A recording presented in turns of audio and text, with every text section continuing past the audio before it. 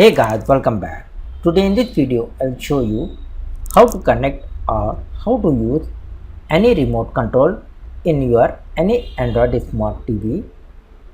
So for this guys, first you open your Android smart TV settings. Now go to your settings, click here and open the remote and accessories.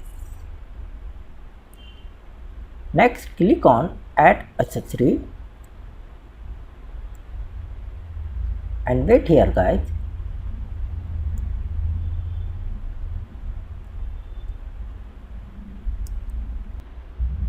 And now you can see here guys your BLE remote control.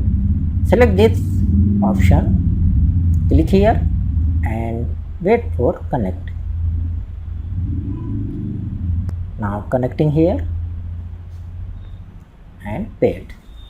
Now go back and here guys you press the cursor arrow mark button on your remote control. You can see here guys remote cursor button, you click here and see here guys, now your remote control, Bluetooth remote control is connected. Now go back, try to open the YouTube. So that's it. So hope you like this video. Please like, share and subscribe.